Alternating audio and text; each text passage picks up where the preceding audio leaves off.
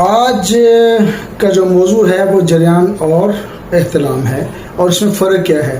تو السلام علیکم ناظرین، میں ہوں ڈاکٹر عقیل جاوید اور آج جیسے کہ میں نے اوپر بتایا کہ ہم جریان اور احتلام میں فرق کی بات کریں گے. یہ دونوں مسئلے جو ہے مردانہ مسئلے ہیں جس کا تعلق ظاہر جریان اور احتلام سے ہے.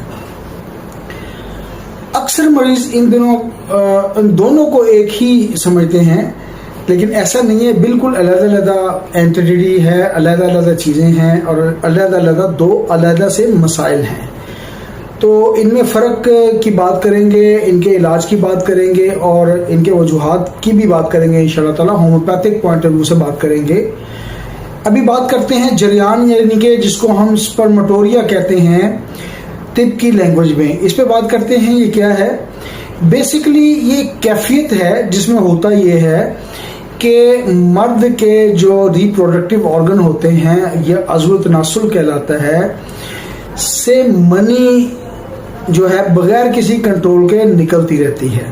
یہ دن کے وقت بھی ہو سکتا ہے، رات کے وقت بھی ہو سکتا ہے، تھوڑا سا اگر یورین خارج کریں اس کے ساتھ بھی ہو سکتا ہے. تو یہ بیسیکلی ایک جسمانی کمزوری ہے اور اس کو ہم مرض کہہ سکتے ہیں. اس دوران مریض کو محسوس ہوتا ہے کہ وہ جو منی ہے وہ پیشاب کے ساتھ ساتھ نکل رہی ہے.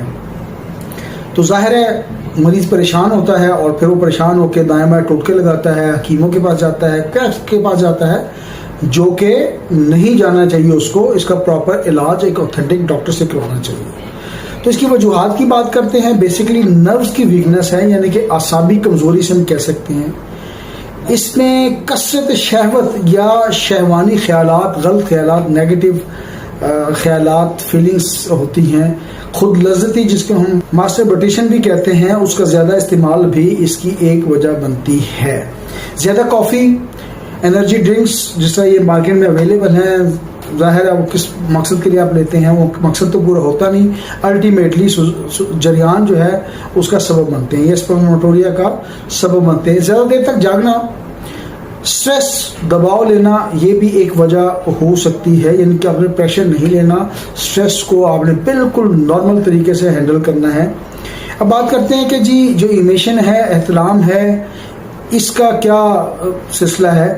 تو اس کو ہم احتلام کہتے ہیں، اس کو انزال بھی کہتے ہیں. خواب میں یہ انزال ہوتا ہے، یہ رات کو نیند کے دوران ہوتا ہے اور مریض صبح بیدار ہوتا ہے تو اس کو کپڑوں پر سیمن یا منی کے دھبے نظر آتے ہیں. عام طور پر بلوغت اور جوانی میں نارمل بھی ہو سکتا ہے، لیکن بار بار